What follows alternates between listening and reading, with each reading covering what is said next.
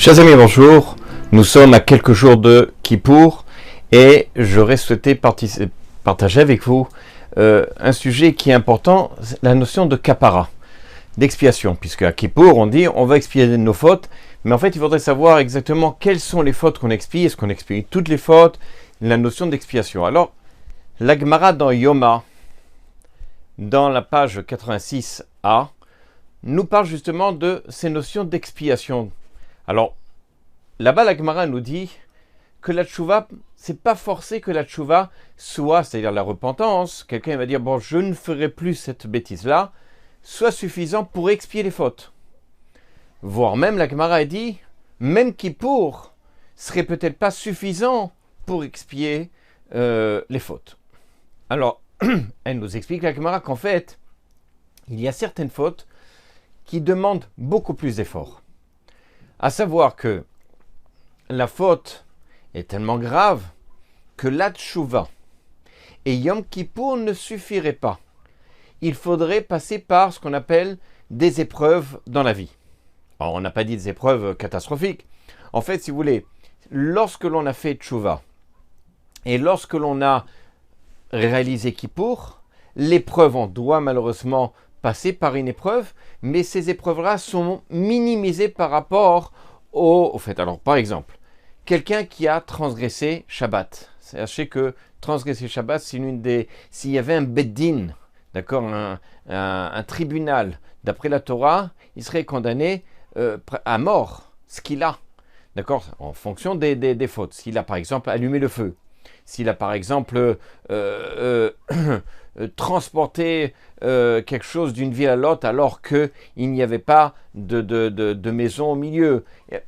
Peu importe, il y a comme ça plusieurs fautes qui transgressent, lorsque l'on transgresse Shabbat, font qu'on soit en ce qu'on appelle chayav mita al-yedei skila, par skila, c'est-à-dire par lapidation. À l'époque, c'était comme ça. Donc, il y a d'autres fautes comme ce qu'on appelle chiyuv karet.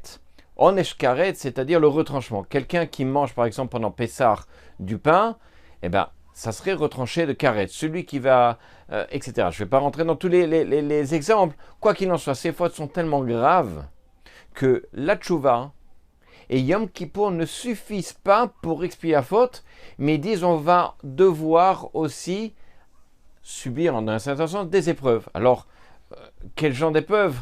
Ça peut être des épreuves de maladie, on peut être malade, on n'a pas dit le type il va... voilà, des épreuves parfois financières. Ce sont des épreuves que l'on peut avoir dans la vie qui vont aussi ajouter pour expier complètement la faute, mais à condition que les personnes aient fait tchouva sur ça, évidemment et réalisé Kippour, et alors cette épreuve-là permet d'annuler complètement la faute. Maintenant, il existe d'autres fautes encore plus graves. En tout cas, c'est le summum, on va dire comme ça, de la faute. C'est ce qu'on appelle Chilul Hashem. Chilul Hashem, à savoir la désacralisation du nom divin. Alors, désacraliser le nom divin, c'est ce qu'il y a de plus grave, à savoir que ni la tchouva, ni Yom Kippour, ni même les épreuves dans la vie ne suffisent. Il faudra attendre la mort de la personne, après 120 ans, pour expier complètement. Mais il faudra passer par la tchouva, évidemment, par les Yom Kippour, que toute sa vie il fasse Yom Kippour, la tchouva, et par des épreuves, certaines épreuves, etc., qui font que le jour de la mort soit complètement expié. Là-bas, c'est un pasuk d'ailleurs de la Torah où c'est écrit « Veniglab lo oznei Hashem », il l'a dévoilé aux yeux, aux oreilles, entre guillemets, d'Hachem. Im yichubar avon, est-ce que la faute a été pardonnée? La rematamutun, pour vous jusqu'à la mort. Donc on voit qu'il y a certaines fois dans lesquelles il faut attendre la mort pour pouvoir expier les fautes. Le Rambam, justement, dans ses lois, dans les Yesod, dans son Mishneh Torah, dans les Lichot Yesod, là-bas, justement, Yesod Otadora, Yesod et Torah, pardon, il dit là-bas, justement, qu'il y a des choses qui correspondent à Chilul Hashem, désacraliser le nom divin. Et c'est quoi? Et le Rambam, il explique, c'est lorsqu'une personne d'un certain rang, par exemple un rave, d'accord, dans lequel les gens l'apprécient, le voient et disent ça c'est un tzaddik, etc. Et cette personne-là a un comportement qui, pour toute personne, c'est pas tellement grave, mais pour lui est considéré comme quelque chose de grave. Comme, alors il donne le Rambam, c'est lorsque par exemple quelqu'un lui a prêté quelque chose, il ne le rend pas tout de suite, il le rend un jour après. Bon, ça arrive, mais lui, non, ça s'appelle ça désacraliser le nom divin, Chilul Hashem. Ou par exemple, il a acheté quelque chose, il va pas le payer tout de suite, il va le payer le lendemain. Ben, les gens ont l'habitude de faire comme ça, mais pour lui, pour cette personne-là, qui est quand même quelqu'un d'important, eh ben, ça s'appelle ça désacraliser Chilul Hashem, et donc il devra évidemment expier cette faute-là. On va même plus loin. Plus on grandit de grade, plus on va de niveau dans la Torah, ou même dans quelqu'un qui est important, etc. Et le fait est, si par exemple, il ne sourit pas aux gens, ou si, par exemple, il ne parle pas avec douceur aux gens, et que les gens vont parler, vont dire, mais tu as vu comment il est trop direct, ou il est trop dur, ou il est trop machin. Le fait que les gens parlent, c'est désacraliser le nom d'Hachem aux yeux des gens, aux yeux de cette personne. Cette personne a fait Chilul Hashem. Alors, raison de plus, évidemment, si on voit un rave s'énerver, se mettre en colère, sauf si c'est pour remettre les gens dans le droit chemin, mais simplement s'énerver parce qu'il y a eu quelque chose, alors évidemment, Chaz et Shalom, pour le commun des personnes, c'est pas tellement grave, mais pour lui, ça sera quelque chose de très grave. En tout cas, comme ça, il explique le Rambam, c'est que plus la personne fait attention à chaque détail de la halakha, plus évidemment c'est sur la taille d'un cheveu qui est décidé s'il désacralise le nom divin ou pas. Alors, pourquoi?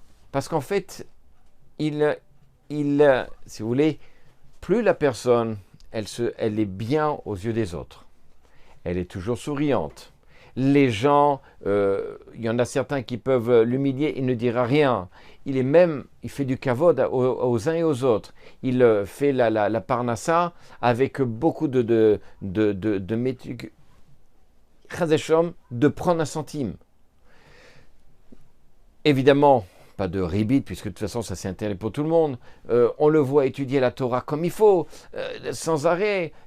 Tous ces comportements-là fait que les gens, qu'est-ce qu'ils vont dire? Ils vont dire, c'est quelqu'un d'important, c'est quelqu'un d'impressionnant. Et ça, évidemment, c'est comme il dit le Passouk. Là-bas, c'est écrit, Vayomerli, Avdi, et il le dira, Vayomerli, il le dira pour moi, Avdi, mon serviteur, Ata Israël, toi Israël, Asher Bechad Pa'er, grâce à toi, je me glorifie.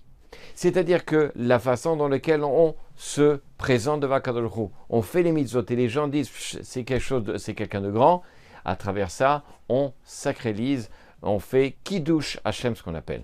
Alors, il est rapporté justement dans la Gemara Yoma. Dans la Gemara Yoma, là-bas toujours, mais alors là-bas c'est dans Amud Bet. Amud Bet, là-bas, il parle justement de cette notion de sacraliser, de Kiddush Hashem. La Gemara, elle parle justement là-bas de certains cas de Rabbanim qui faisaient très attention justement à désacraliser au Chilul Hashem et faisaient de telle sorte de s'éloigner au maximum. Par exemple, Rav, là-bas c'est rapporté au sujet de Rav, dans lequel lorsque il allait acheter de la viande, souvent les gens y payaient justement un jour ou deux après, bon c'était comme ça l'habitude. Lui, le jour même, il payait pour ne pas qu'ils disent tiens, tu as vu quand même Rav, c'est un Rav tout ça, il paye peut-être qu'il a jamais payé, pour qu'il n'y ait pas une mauvaise parole. Il y avait d'autres rabbanim comme à propos d'Abaye. Là-bas, c'est rapporté à propos d'Abaye que lorsqu'il allait acheter sur le marché, il y avait deux associés qui vendaient quelque chose. Lorsqu'il allait payer, qu'ils n'étaient pas ensemble, il payait à chacun d'entre eux. Dès qu'il voyait un, il le payait, et ensuite il payait à l'autre. Et s'il les voyait ensemble, et ils se réunissaient ensemble, il refaisait le compte pour voir qu'il n'y ait pas d'oubli, pour ne pas que l'un suspecte l'autre, tu as pris plus, tu as plus moins, etc. Alors que c'était quelque chose d'habitude, mais pour ne pas qu'on puisse en parler. Rabbi Yochanan, par exemple, il faisait très attention d'aller de ne pas faire 2 pas sans avoir les tefilines. Bon, c'est l'époque, sans avoir les tefilines et le talit, etc. Et même s'il était malade, il allait avec les tefilines. Alors, vous auriez pu dire, mais il est malade, c'est normal, il n'est pas forcé d'avoir... Non, parce que les gens, ils ne sont pas forcés de savoir qu'il est malade. Et donc, ils vont dire, ah, tu as vu, maintenant, il se permet d'eux, donc nous aussi, on n'est pas forcé d'avoir toujours les tefilines. Donc, c'est vraiment de montrer une image, entre guillemets, de marque, de faire très attention à ça. Et donc la personne, et l'idée c'est quoi? C'est qu'elle doit faire très attention à ses actes, afin que quoi? Que les personnes puissent dire de celle-ci que c'est quelqu'un d'important, que c'est quelqu'un qui est un sadique, que c'est quelqu'un qui fait très attention à telle chose, à l'argent, qui étudie comme il faut, qui ne passe pas son temps, comme on dit, à chauffer les bancs, il étudie et puis il se lève, il est toujours en train de fumer ou d'aller prendre un café. Vraiment de faire très attention au regard des autres. Et ça, lorsque les gens vont dire « Ah, heureux cette personne-là, son père, ça devait être un tzaddik, il doit être heureux de voir un fils pareil qui fait très attention à l'argent, qui fait très attention à l'étude. » Vous savez combien c'est méfa'er à Kadosh Baruch Hu, combien ça glorifie à Kadosh Baruch Hu, que Chazal Shalom, on ne voit pas des gens dire « Ouais, tu te rends compte, regarde-moi ça, le pauvre, son père, il a, regarde-moi, si c'est pour étudier la Torah, il pourrait être comme ça. » Évidemment qu'on n'entende pas ces choses-là, qu'on fasse très attention à soi. Évidemment, plus on monte de grade et plus, évidemment, le couteau est sur lui, doit faire très attention à ses actes, ce qu'on appelle au condiratant, mais attention qu'on puisse se renforcer sur cette mitzvah-là,